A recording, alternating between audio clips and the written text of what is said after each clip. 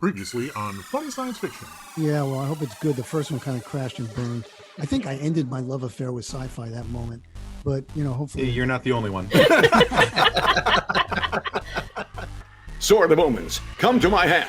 I, Lion-O, command it. Hi, this is Larry Kenney, the voice of Lion-O, welcoming you to the Funny Science Fiction Podcast. Thundercats! Ho!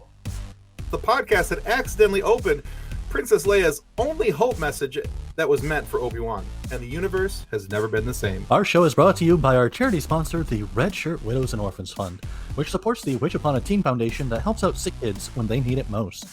And just imagine the comfort you will give Red Shirt Crewman number 45.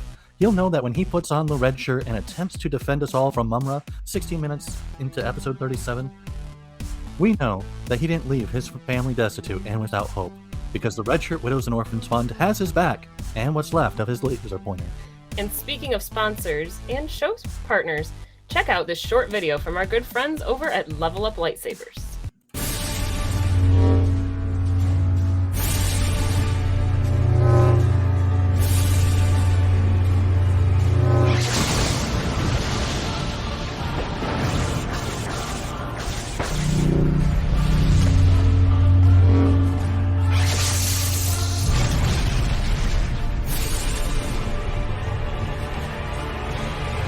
Information about Level Up Lightsabers and their online training sessions can be found in the episode description below.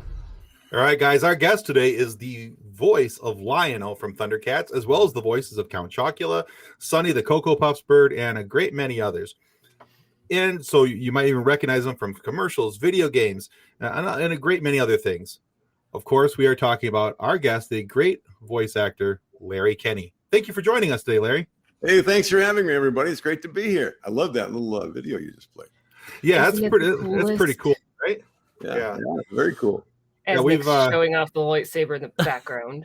Yeah, I got mine the other day. So. Yeah. All right, that's our new show partner, Level Up Lightsabers. It's a really cool group of guys. I don't think I have the Sword of Omens here. I'd show it to you.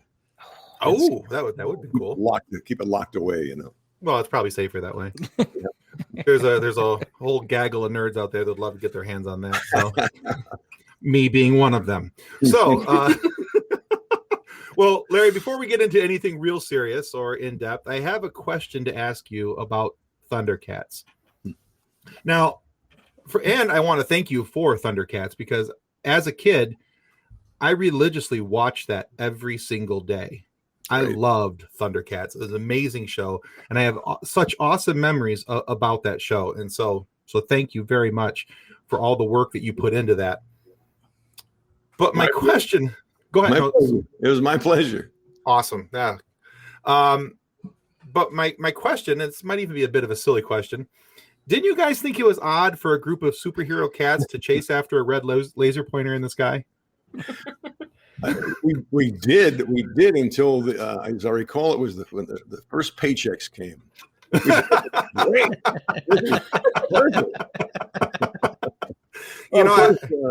Of course, there was a little discussion about it, but actually, from the very beginning, all of us in the cast and the crew, even before we recorded anything, we were talking about this thing is really well written.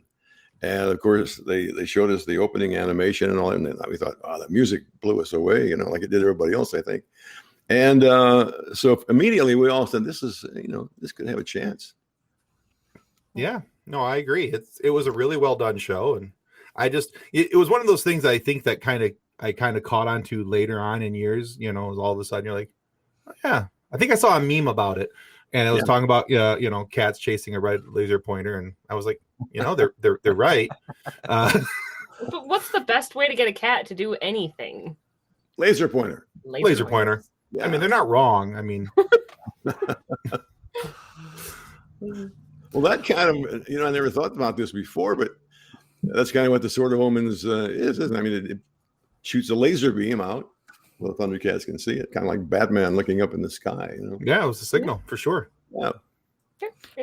It's a laser pointer in the sky. So whether you are a hero, a villain, a mother, or a father, we all have an origin story. What was it that drew you to voice acting?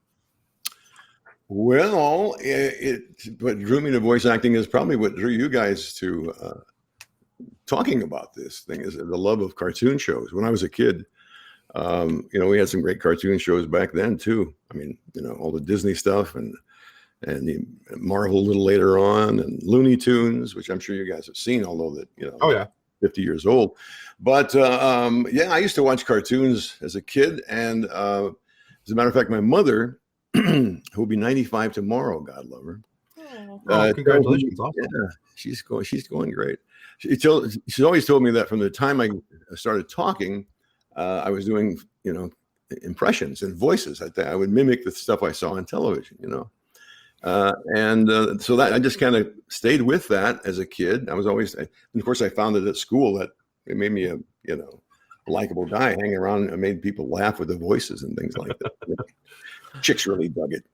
And fourth grade, kids went nuts for it. So I kept doing that, and then I started in radio when I was 15 years old as a disc jockey, and I incorporated the voices and impressions into my radio show.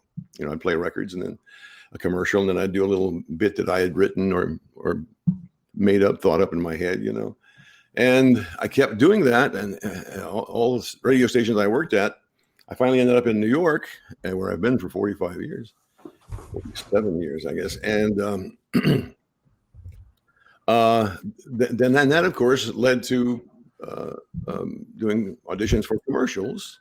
So I got the Count Chocula and the Cocoa Puffs, and I think in 78 and 79. And then came this call from my agent one day saying they're going to be doing a new cartoon series.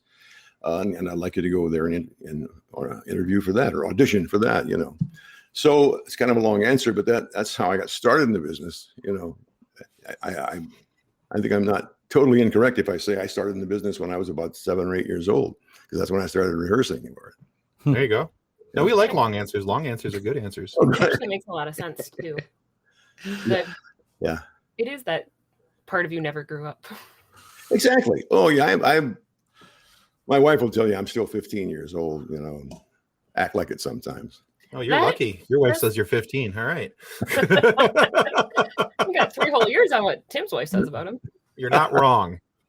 No, I'm not, because I love her and I know her very well. I always say that my wife has 3 children. My wife has 4 children. I raised 3 because my wife has to raise me. So I'm a work in progress. Yeah.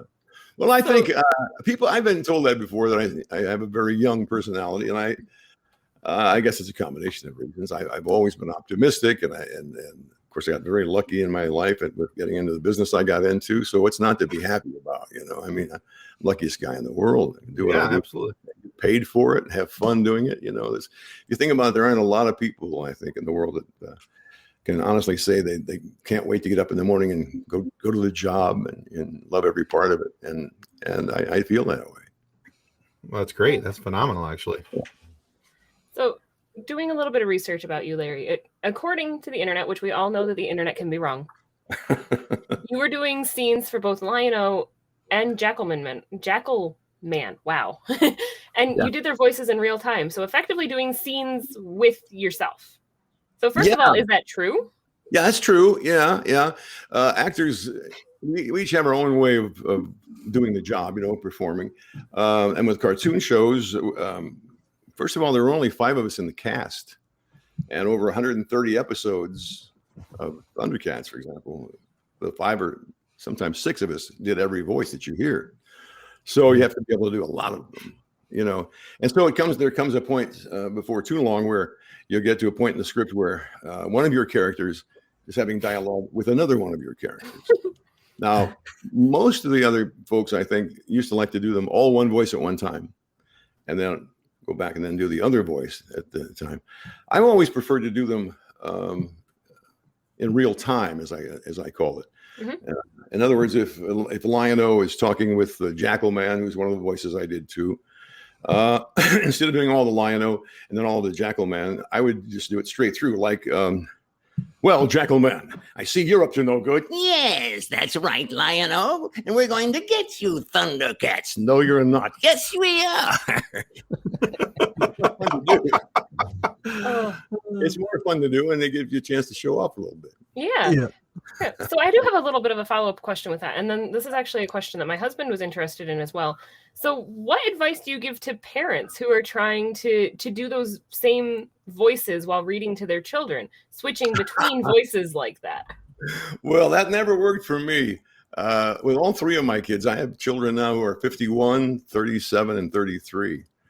And I read to them all when they were growing up. Of course, they're spaced out a little bit, and without exception, they never. I would sit down and read to one of them, and I would say something like, "And the old witch came into the house and said, I'm going to get you. and my kids would look up and say, Dad, just read it. Just read it. And in the meantime, I'm being paid pretty good money every day to go into New York City and do that same thing. You know, make funny little voices. But they said, just read the book. I said, okay. My husband read The Hobbit to our daughter, and he struggled switching between Bilbo and Gollum. Yeah. It was hilarious. I would pay to watch John do that. The next time he does it, I will get video of it because it's amazing. Yes, please. Yeah. So he doesn't read them in real time then. He does all in one and then goes back and does the other. No, he was reading them in real time and switching between them, and then had a big coughing fit at the end of it. It was actually, it was pretty great. Oh, I want to see that so bad. I will tell him tonight that we need to start reading it again. There you go. All right. Yes, please. Sure. So, Larry, one of the things I've seen that you've taken on into your repertoire, we shall say, been added to your resume, is the work in video game franchises like Mafia, Red Dead Redemption, Grand Theft Auto, and a few others. You've done some voiceover work for those. Now, for you, how does voiceover work for video games differ from animated series and commercials, or is it more similar than people think? It is almost identical. You're in a little booth with a microphone, and the producer's out on the other side of the glass, and the engineer and all that. Until, and I did several. In fact, you mentioned some of the video games that I've been on. Grand Theft Auto 4, I think it was, and Mafia 2, and there were a few others. But then came Red Dead Redemption 2, where I got to do mocap. You guys are familiar with motion capture? Yeah. And that's a whole different ball game. That's a weird world that I had never been in before. You're wearing you're not in a booth. You're on the set, which is actually in most cases an airplane hangar or something that they bought and it transformed. Rockstar Games bought an enormous hangar where they used to store some of the rockets and missiles. Out on Long Island, yeah. That's cool. And it's cool just being there. And then you walk in and there's enormous space, of course, and there are thousands of cameras all over the ceilings and walls. And there's a wall full of like 20 or 25 people, each with their own computer in front of them. And they're, because the whole thing is about computers, and you as the actor are dressed. If you're on camera, I call it on camera. And of course, I've done other stuff, like I said, where you're just in the booth because, well, I can't explain it, but you know what I mean. But anyway, for motion capture, they put this like a spandex or latex suit on you with a helmet. You got gloves on, you've got boots on, cover your entire body, and they have it has little contact points all over it. That tell the computers, show the computers how you move. You spend the first hour going through this series of, you stand in front of a camera, and a guy says, okay, lift both arms. You lift both arms, put one arm up, and stand on one leg. First, I thought they were pulling my ear. And then they have a different guy that he's got a camera just on your face, and he'll say, okay, smile as big as you can. Frown, wink your eye, do this. What it's doing is teaching the computer every movement that your body makes, so that what you see on the screen on a video game, is you don't see me, of course, my face. You see a character, but the way he is moving and is me is the way I taught to do it. As a matter of fact, when you first walk out onto the stage, onto the set, you look up and there are giant monitors all over. And I would walk out and look up at the monitor and wave to myself, and it waves back. Yeah, it's and you see the character as he's going to look on the screen on the video game, but and with his costume on, whatever he wears, but it's me inside it. It's crazy. I know. And as a matter of fact, when I showed my wife the first time, she said, "That's just the way you walk." And I said, "Yeah, that's my walk." That's kind of the point. You know, it was very strange at first. A lot of hard work, but it's a lot of fun to do. All right. Yeah. So you did that on Red Dead, correct? Red Dead Redemption 2. Yeah. Yeah. As JB Cripps. Yeah. JB Cripps. Yeah. Yeah. Thank you for protecting my camp and keeping it warm and safe for me.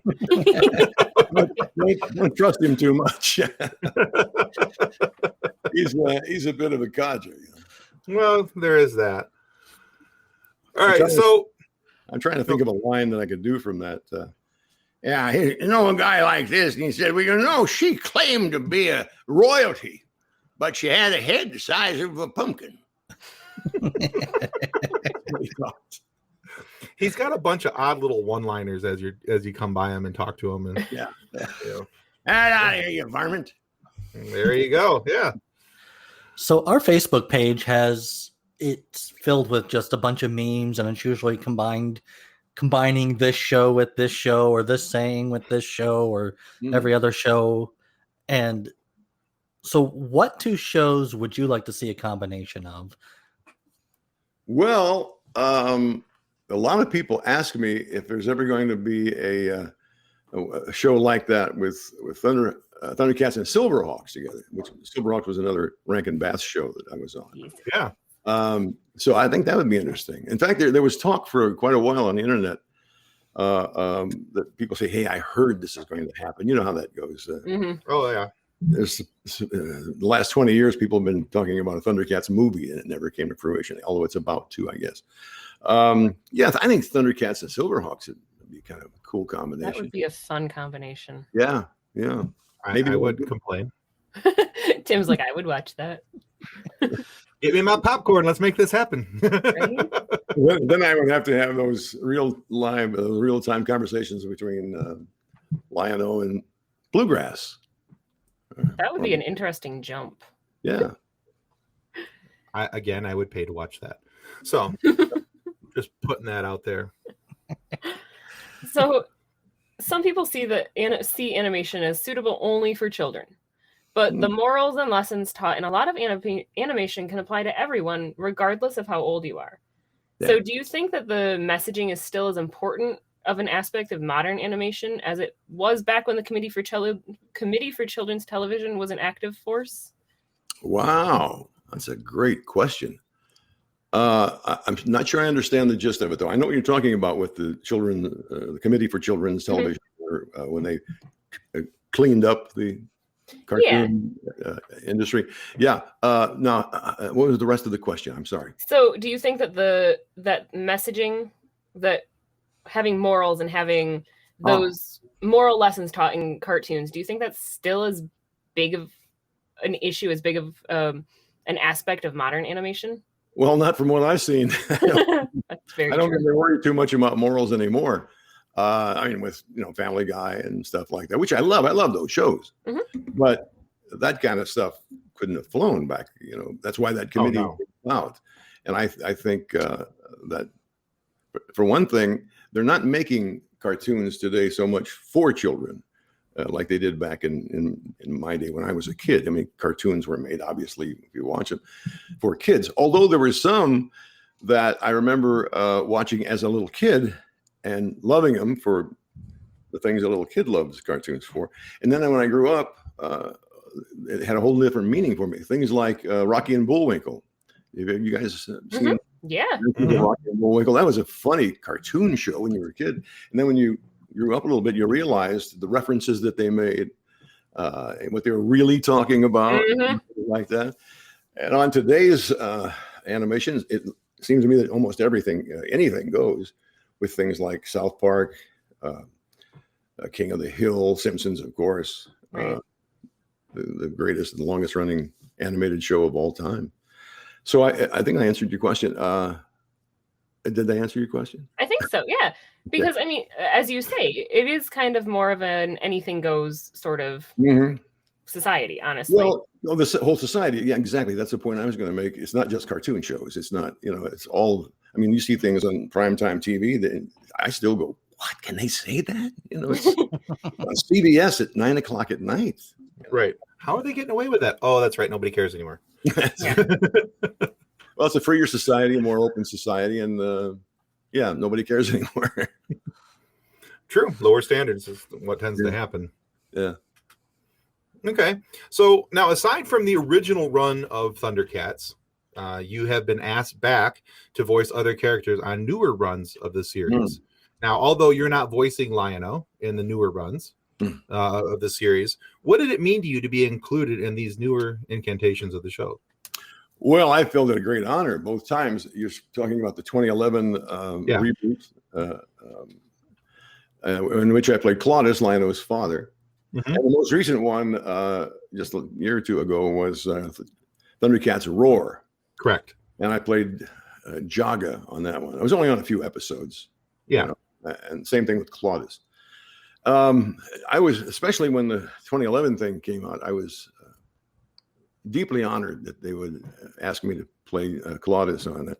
Not for myself only, but I felt that it was a nice homage to the entire cast of the first show and to people and to the fans of the first show, because they made it. They stayed as close as they could to the storyline and to the, to the code of Thundera: truth, loyalty, justice, honor. And I got them all. And I really felt it was, kind of cool thing for them to have me on there. And I remember the first time anybody saw it was in San Francisco at Comic-Con, and they ran the pilot episode that nobody had seen yet in a big auditorium with, I don't know, a couple thousand people. And we were backstage, back behind the curtain, so we could hear the thing going on, but you couldn't really hear exactly what part of the where they were in the story. You just hear the audience pretty much every once in a while, a lot of applause. And at one point we heard this enormous cheer and roar, stomping of feet out there.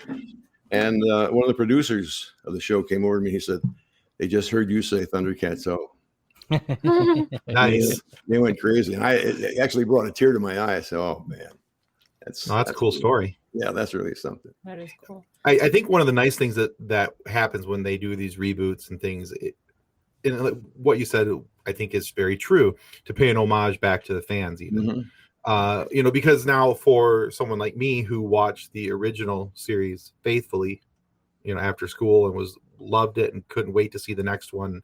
So for me to know that you were included in the new version or in the reboots was actually very important, because and that, to me, that's just saying, it's a way to not only say thank you to the former cast, but it's a gentle nod to the history. Now, I loved it when other shows have done this, like the new versions of Star Trek, when they brought Leonard Nimoy back as his version of Spock.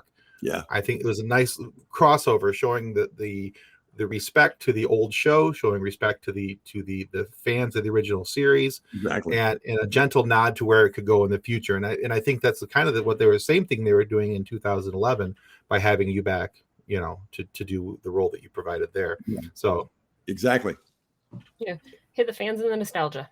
It works. Absolutely. Sure, and that's all a part of it. Now, like you said, if they bring Optimus Prime back to do something, or people get a kick out of that. Hey, that's the guy I listened to when I was a kid.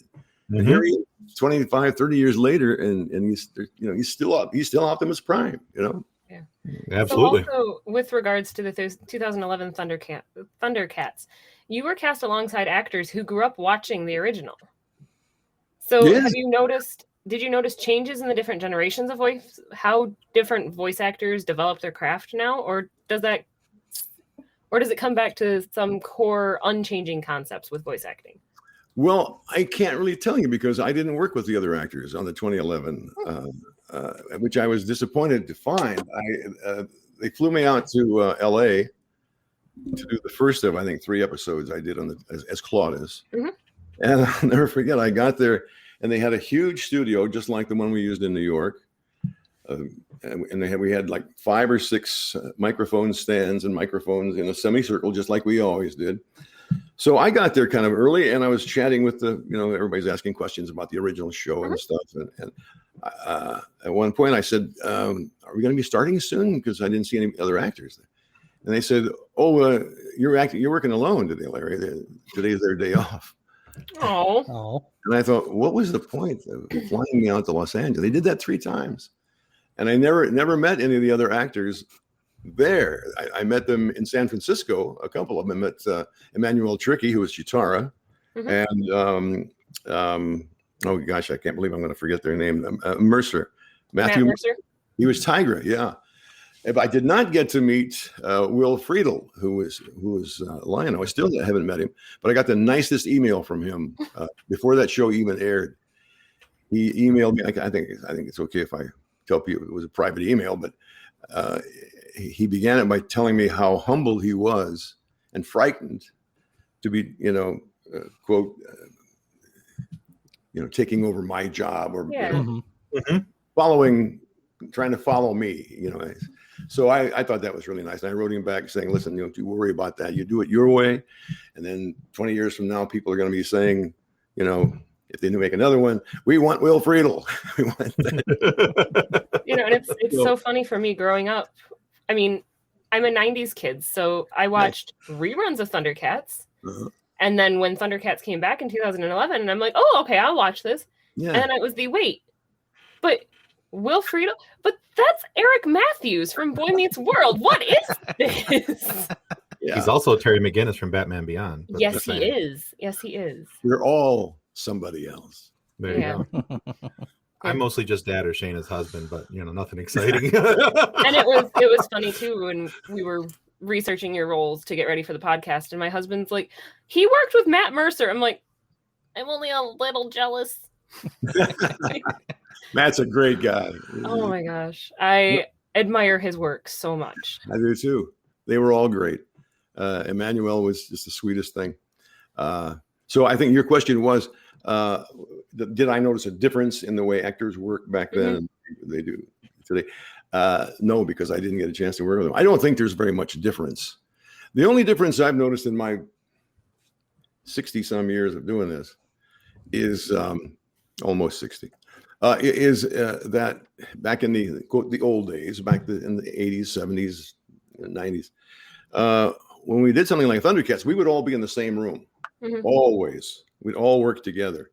In other words, one person didn't have a day off this day, and you didn't have one person going into the booth and then the rest of them waiting to go in there. We all work together. These days, most of the work I do is solo in a little smaller booth by yourself. And the producers probably aren't even there. They're probably in Los Angeles. I'm in New York, and they're listening in, and doing it on an IFDN line, and you don't even see another actor, Which I have no idea. I keep wanting to ask somebody on that side of the business, why are we doing that way now? Right. Because if you ask any actor, almost any of them, I know the ones I know, when you're in the entire group with people as an actor, you react. Part of acting, the biggest part of acting is reacting. I think is not just delivering your lines, but reacting to and that interplay you get face to face with another actor. And I think you miss something delivery wise and performance wise. Right. So and nobody has ever yet told me why they do it the way they do now. It seems to be more costly to them in terms of studio rental and things like that, But who knows? But that's the only big change that I can say there's been. Probably, I'm sure there's been a big change in technology, better microphones, but I don't really, know much about that.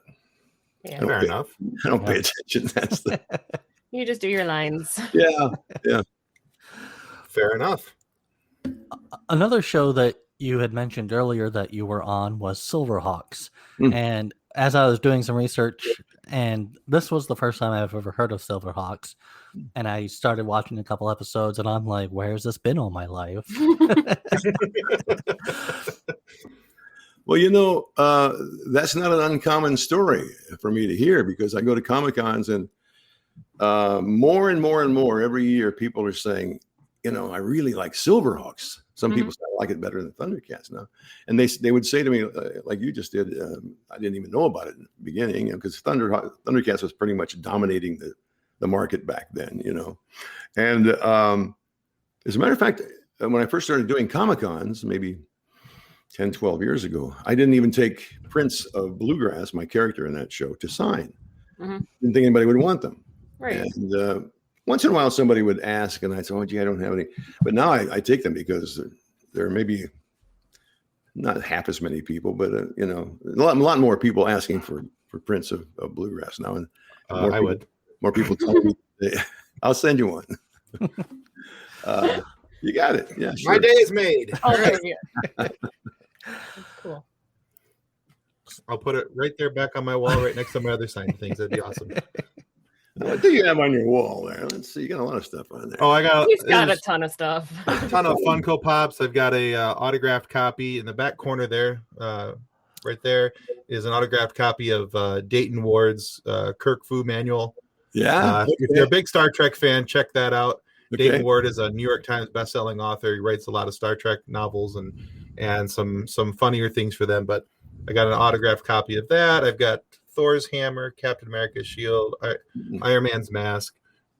Is that a Darth Vader tie too? Yes, it is. Who would have thought that Darth Vader wears a tie? Well, my Darth Vader's a classy Darth Vader. My R2-D2 lava lamp, my Darth Vader lightsaber lamp. Okay. I could go on, but those Funko Pops are the cutest thing. I remember when people first started bringing those to Comic-Cons, I hadn't seen them before, and wow, this is cute. They're adorable. Now it's all the jazz, Somebody told me, I was just in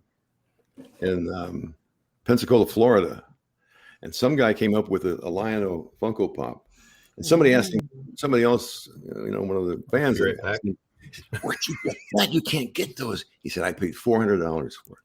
Oh, I couldn't believe it. People saying, "Yeah, sometimes $400 or $500 for some of these Funko Pops," and that's before they're signed. Yeah, Lion-O Funko Pop, $399 on eBay. I did not know it existed, and now I got to figure out how to get one cheaper. All right. I won't tell you one. There's one for $950. Oh my goodness! I don't get it. I know. I don't get it. Ooh. What was your favorite part about playing Bluegrass? Oh, I never thought about that, but I think probably he's just a good old boy, and I come from not the South, but Southern Illinois, and where people talk like he does. "Hey kid, what you doing today?" Stuff like that. And he was so easygoing, and to go from Lion-O, who's and Jackalman and Retaro and all those other characters, Safari Joe and all of those that I played on Thundercats. It was just cool to be able to be in the studio and go, "Well, let me tell you something, kid. This one, put it with this one. That's when you got something there. Shazam." Nice. That was my favorite part. Nice. It's a good day. I'm just saying.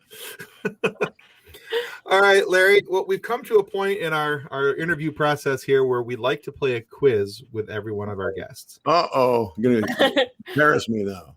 I did not agree for this part. Hopefully not. Promise me it's not questions like, in episode 97. It is not. When Lion-O walked, he had a sword in his right hand. And when he came out, I just go, please. No. It's about every episode. No, it's not about the individual episodes. It's random trivia about Thundercats, though. Okay. So hopefully it's stuff that you'll be able to get. It's a 5-question quiz. They are all multiple choice. Oh, okay? Good. So you get a little bit of a boost there. Okay. However, I'll take C for the first one then. Ooh, don't do that. Here, that's the only hint I can give you. First question, don't take C. All right, so If you get 3 questions correct, we'd like to send you a I Gave to the Red Shirt Widows and Orphans Fund coffee mug. Oh, fantastic. Well, I plan to give something to them too anyway. So, all right, awesome. Yeah. And if you drink, yeah, we'll fix that in post. All right. So Maybe. I have a feeling that Nick's going to leave that one in, though. If you get 4 questions correct, we'd like to send you the coffee mug, which you can drink out of. And this book, Custodians of the Cosmos, which was written by our group founder, Drayton Allen, Nick's dad. Wow. Cool. And it's all about a young man who wanted to join Starfleet but couldn't hack it. He washed out and rejoined as a custodian to boldly clean up after those who boldly just went. It is legitimately one of the funniest books I've ever read. Yeah, okay. If you get less than 3, so either 1 or 2 questions, we'd like to take a picture of you and make a meme out of you and put it on our Facebook group with over 130,000 members. Would that be okay? Of course, yeah. All right. Well, we call that our fun sequence. It's a fun sequence. Okay. So, it won't be anything distasteful. It'll be fun and funny. So. And if you do that, if you end up failing our quiz and becoming a meme, you are in very good company. Oh yeah, yeah. We've only had two failures so far, I think, or 3. 3. We've had Dan Povenmire from Phineas and Ferb. We've had Alan from Level Up Lightsabers volunteered, so I don't know if that counts. Robin Curtis volunteered as well. Curtis volunteered as well from Star Trek 3. She was in Search for Spock. Okay, she volunteered for it. And the only one I can think of that required it was Frank Duran from the Warp Shelf podcast. Okay, so well, pretty good company I'm in there. Yeah, absolutely. All right, Nick, take it away. The first season, these are all multiple choice, by the way, of Thundercats was actually completed in 1983, but was not publicly shown until, was it A, 1984, B, 1985, or C, 1986? B. You are correct. I told you not to pick C. That's right. All right. Question number 2. This person helped compose the theme song of Thundercats. A, Al Pacino. B, James Lipton. Or C, James Earl Jones. This is going to be a surprise to most people, I think. It was actually Lipton. James Lipton from what was the show? Inside the Actor Studio. Yeah, great show. Yeah, it was James Lipton. And you are correct. I did not know that until probably a few months ago when I read it somewhere.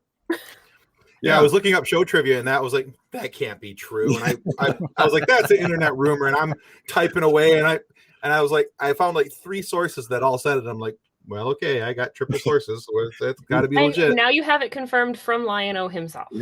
Bingo. So there you go. So you mean it wasn't Al Pacino? He didn't, right? No, but that would have been cool.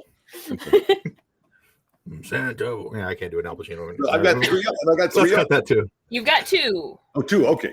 Yeah. Question number 3. At the end of each episode, Lion-O, Chitara. I knew that. Chitara. We're not fixing that in post either. No. Panthro and some other good guys in the series do what? Tell jokes, perform arts and crafts, or give younger viewers tips and advice for life. C. Give You are correct. For life. All right, that's and I was 3. afraid these were going to be hard. Yeah, that was 3. We're going to send you a coffee mug. Oh, okay. All right. Now I go for the book, right? Yes. Yeah. Question number 4. Early episodes depicted Mumra as having a major weakness. It was A, didn't like his own reflection. B, he found cloth bandages to itch and irritate. Or C, he had a peanut allergy. A what? A peanut allergy. Oh, peanut. Okay.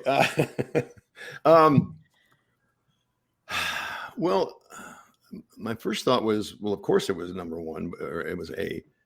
But now I'm not so sure. The bandages thing, that was kind of a joke, right? Mm-hmm. I mean, he did have bandages on him, but right. Did you say he found them too itchy or something? Yeah. Nah, I think it was A. Didn't like to see his own image, his own vision. That is very true. He did not like his own reflection. I got the book. Can I get it autographed? We will make sure it'll be We'll autographed totally get it autographed. with Okay. lots of vandalized words in the front of it. It'll be great for you. And now I go for what? For the top prize? This is just for funsies now. Oh, okay. That was So your top you prize. have won the game. This is just to say you went 5 for 5. All right. That's beautiful. Go ahead. What Broadway-style play of Andrew Lloyd Webber is rumored to have influenced Thundercats? Was it Phantom of the Opera, Evita, or Cats? Well, first of all, it's Cats, right? But Phantom of the Opera is a little close. But since it's Thundercats, it's Cats. It's got to be Cats. It it's is Cats. Good. I'm so All right, sorry. You went 5 for 5. Well done. Thank you. So after we say our goodbyes to everybody else, stick around. We'll make sure we get your shipping address. We want to make sure we get those sent off to you. Okay, Larry? You got it. Loved being with you guys. Thank you. Yeah. And Well, if I thank can- you. Can I just Yes.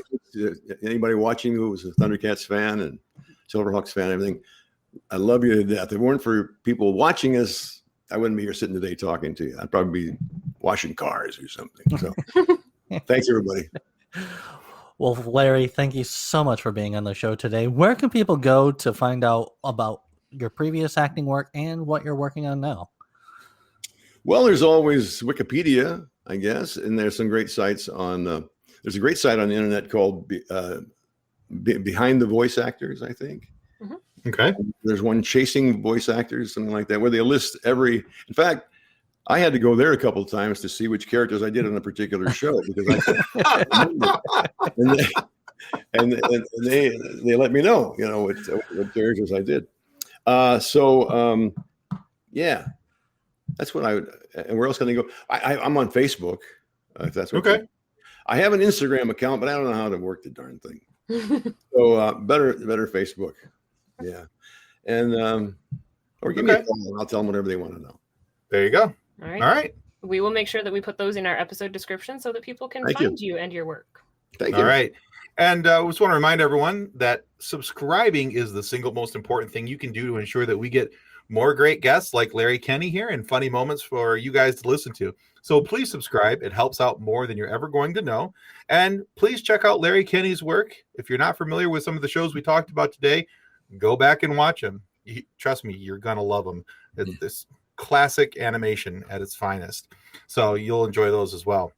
Now, however, if you're not happy, you're not satisfied with the content of our videos, all you have to do is submit 5 copies at least to the head of our complaint department, Snarf Egbert. We're sure that he will get confused with it all and start muddling snarf, snarf, snarf. But once he's done with that, he'll turn him over to Lionel for processing. Sure, it takes a little bit longer, and Snarf has his own ways of doing things.